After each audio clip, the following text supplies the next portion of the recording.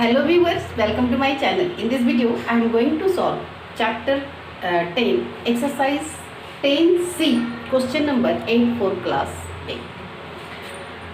Question which is given, the sale price of a TV set including VAT is 27,000.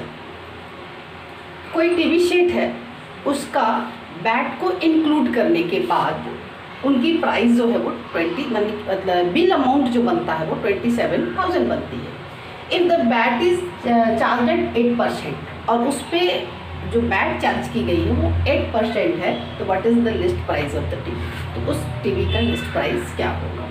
तो एक चीज़ मैं यहाँ पे क्लियर कर दूँ कि लिस्ट प्राइस हो, मार्क प्राइस हो, ओरिजिनल प्राइस हो, कॉस्ट प्राइस एट शोरूम हो, बेसिक प्राइस हो, सारे एक ही सेम टर्म है. एक ही वर्ड को अलग अलग सेम ही टर्म को अलग अलग वर्ड में यूज़ करके बताया गया है. जैसे कि इस क्वेश्चन में आपको लिस्ट प्राइस कहा गया है, किसी में बेसिक प्राइस कहे जाते हैं, किसी में ओरिजिनल प्राइस कहे जाते हैं. तो इसके लिए कंफ्यूज होने की ज़रूरत नहीं है. और एक चीज़ और मैं बताना चाहती हूँ कि वीडियो को एंड तक ज़रूर देखना, क्योंकि वीडियो के लास्ट में जब क्वेश्चन की सॉल्यूशन हो जाएगी तो कुछ मैं ट्रिक बताऊंगी जिससे कि आप करेक्शन कर सकोगे कि क्वेश्चन आपने जो सॉल्व किया है वो रॉन्ग है या फिर right. Let's start question which is ये आपका क्वेश्चन है. देन बिल अमाउंट, ये हमारा क्या हो गया, बिल अमाउंट. तो bill amount of TV set equal to 20 rupees 27,000 और हमें बैट गिवन है. बैट क्या होता है, उसे हम बोलते हैं value added tax which is 8%. और हमसे पूछा जा रहा है कि लिस्ट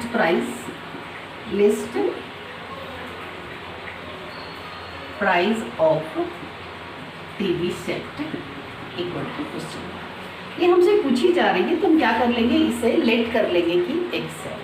यू नो दैट कि अगर सिंपल लाइफ का ये मतलब हम लोग जो लाइफ में यूज़ होने वाली चीज़ है, हम लोग मार्केट में गए, टीवी खरीदने गए, है ना. तो इस चीज़ को मतलब सबसे पहले आप इसे एक क्वेश्चन मतलब कि मैथ का क्वेश्चन ना समझ करके डेली लाइफ के यूज़ का चीज़ लेकर के अगर आप करते हो तो ज़्यादा आसानी से कर लेते हो. सपोज दैट आप टीवी सेट खरीदने गए, है ना. आप टीवी सेट क्या खरीदने गए, वहाँ पसंद किया आपने कोई टीवी, है ना. सपोज दैट मैं बोलूँ कि उसकी कोई भी आर्टिकल 100 रुपीज़ उसमें आपको प्राइस लिखे हुए थे, यानी कि उस पे लिखा हुआ था कि इसकी कॉस्ट 100 रुपीज़ है. मतलब वो कॉस्ट शोरूम में वो लिखा हुआ था. बट हम लोग जो जाते हैं तो फिर बार्गेनिंग तो करते ही हैं. बार्गेनिंग किया, बार्गेनिंग करने के बाद हमने उसे फाइंड कर मतलब हम लोगों ने उसे फाइनल कर लिया कि नहीं हम 90 रुपीज़ देंगे, है ना. 90 रुपीज़ देंगे, इट मीन्स हमने उसे रिड्यूस करके 100 रुपीज़ की चीज़ों को 90 रुपीज़ कर दिया. अब ये जो बैट अमाउंट लगेंगे, हमारा बैट अमाउंट ये पहले से इंक्लूडेड उसमें नहीं थे. अब वो क्या करेगा, जब बिल बनाएगा तो उस बिल में इंक्लूड करेगा कि सपोज दैट उस जो भी आर्टिकल को हमने देखा, पसंद किया और जिसकी बार्गेनिंग करके 90 रुपीज़ कॉस्ट तक आए, वो उसका 10% बैट अमाउंट है ना. सॉरी, बैट अमाउंट को आप उस पर बार्गेनिंग नहीं कर सकते हो. तो 90 रुपीज़ आए. अब हमें 10% जब शॉपकीपर बिल बनाएगा, बिलिंग करेगा, तो उसमें क्या करेगा, 90 रुपीज़ करेगा एंड प्लस में 10% ऑफ 90 रुपीज़, है ना. इनको जब मैं प्लस करूँगी तो क्या आ जाएगा, 10/100 मल्टीपल 90. ये फिर ये कैंसिल होगा, यानी कि 9 आ गया तो 99 रुपीज़, है ना. हम जो बिल अमाउंट पेमेंट करेंगे वो कितना करेंगे, 99 रुपीज़. तो वही चीज़ यहाँ पे आपको ये इंक्लूड है, यानी कि मतलब ये जो 27,000 टीवी सेट का जो बिल अमाउंट है वो इंक्लूड है. जैसे कि मैंने ये वाली प्राइस ये दिया हुआ है. तो इस फॉर्म को लेकर के, यानी कि हम बिल अमाउंट को, हमारे पास तो ये है नहीं, अभी तो मैंने बताया कि हमारे पास ये प्राइस है, यानी कि उसके ओरिजिनल प्राइस है. बट जब हमारे पास ओरिजिनल प्राइस नहीं होते तो हम उसे एक्स लेट कर लेते हैं. ओके, तब यहाँ पे मैं लेट कर लूँगी. Let list price of TV set be rupee X. ओके, तो एक्स रुपया हमने लेट कर लिया कि उस टीवी सेट का जो ओरिजिनल प्राइस बोलो या तो लिस्ट प्राइस बोलो, कुछ भी, वो रुपीज़ एक्स है। तो फाइंड कैसे करेंगे? तो बिल अमाउंट क्या होता है, इन दोनों को, यानी कि लिस्ट प्राइस एंड प्लस में बैड परसेंट, है ना, जो बैड परसेंट आया, इस बिल अमाउंट हमारे पास है, तो बिल अमाउंट को मैं यहाँ पे नोट कर दूंगी। लिस्ट प्राइस को लेट किया है एक्स, और VAT percent always list price पे ही होते हैं, that's why 8% of X. 27,000 equal to X plus में 8 में 100 multiple X, 4 2s and 4 25s, 27,000 equal to LCM लेंगे 25 एंड ये 25x प्लस में 2x हो गया, इन दोनों मल्टीपल करने के बाद ये आ जाएगा आपका 27x। अभी मैं क्या करती, इसे ये डिवाइड में है तो ये मल्टीपल के पोर्शन में आ जाएगा।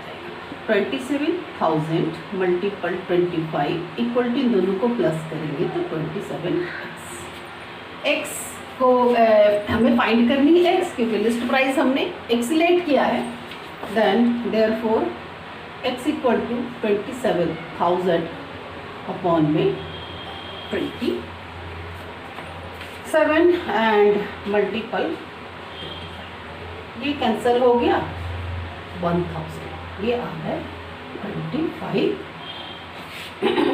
List price of TV, list price of TV set equal to ₹25,000। ये हमारा उस जो भी मैं आपको एक्सप्लेन की थी कि उसमें मतलब उसने जो भी हुआ, बार्गेनिंग किया नहीं किया मुझे तो ये पता नहीं, बट मतलब उसका जो लिस्ट प्राइस, जो फाइनल लिस्ट प्राइस थे वो क्या थे, 25,000 पे थे, और उस 25,000 पे 8% की बैट लगाई गई, तब उन्हें बिल अमाउंट उस जो भी कस्टमर था उसे पेड करना पड़ा 27,000।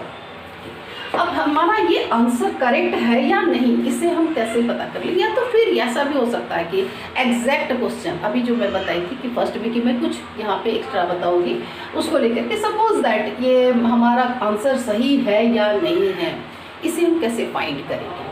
तो इसे फाइंड करने का एक वो तरीका मैं बता देती, और दूसरा ये चीज़ भी हो सकता है क्वेश्चन में ऐड कर दे कि ऑल्सो फाइंड ये अमाउंट ऑफ बैट, है ना, बैट का कितने अमाउंट उसने उस पेड बाई कस्टमर के द्वारा कितनी बैट अमाउंट पेड की गई। तो पेड हमारे पास लिस्ट प्राइस है, यू नो दैट, ये आपका आंसर का हो गया, और एक्स्ट्रा जो मैं अभी बता रही हूँ ये एक्स्ट्रा पार्ट है।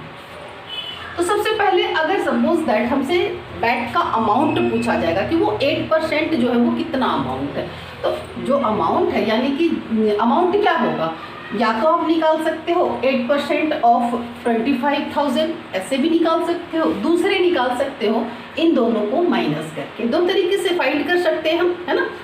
और अगर हमसे पूछा जाए कि हाँ ये आंसर सही है या नहीं, तो इसके लिए हम क्या करते हैं कि इन दोनों को माइनस करने के बाद जो हमारे पास बिल अमाउंट आता है, उस बिल अमाउंट का जब हम परसेंटेज फाइंड करते हैं और क्वेश्चन में गिवन परसेंटेज से वो मैच कर जाती है, तब हमारा क्वेश्चन जो आंसर सॉल्यूशन जो है वो बिल्कुल करेक्ट है। ओके, फर्स्ट ऑफ ऑल मैं इस भी बिल बैट अमाउंट फाइंड करूं, तो VAT amount equal to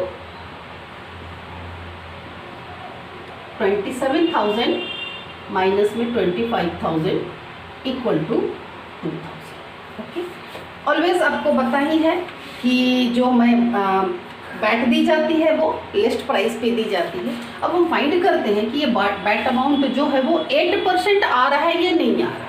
okay, अगर 8% आता है तो हमारा 25,000 जो आंसर हमने फाइंड किया है वो करेक्ट है, अदरवाइज वो रॉन्ग हो जाएंगे। Then VAT equal rate of VAT, है ना। अभी हम अगर सोच लो तो कि क्वेश्चन को चेंज करके इंस्टेड ऑफ बैट परसेंट हमें दे दिया गया है बिल अमाउंट और ओरिजिनल प्राइस, और हमें हमसे रेट ऑफ बैट पूछी जा रही है। इस तरीके से मैं सॉल्यूशन करके आपको बता रही हूँ। लेट रेट ऑफ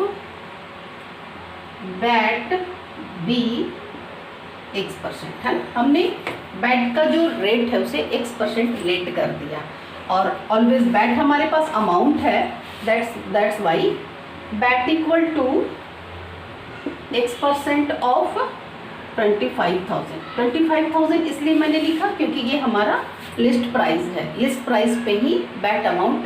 तो कुछ ऐसे चीज़ें हैं जिन्हें ध्यान में रखना बहुत ज़रूरी है, जैसे कि प्रॉफिट और लॉस हम किस पे फाइंड करेंगे, तो ऑलवेज सीपी पे।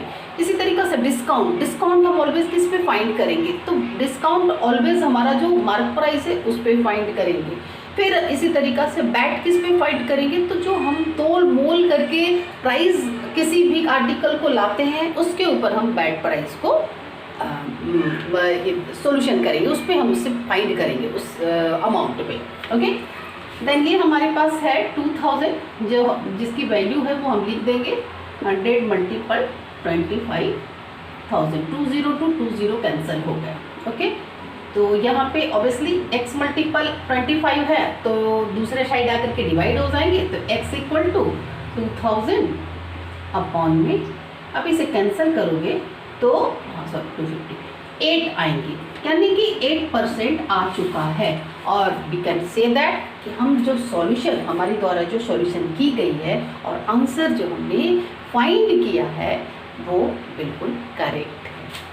आई होप सॉल्यूशन समझ में आ गया होगा। प्लीज़ चैनल को सब्सक्राइब कर ले, बेल आइकन को दबा दे, लाइक और शेयर करना ना भूलें।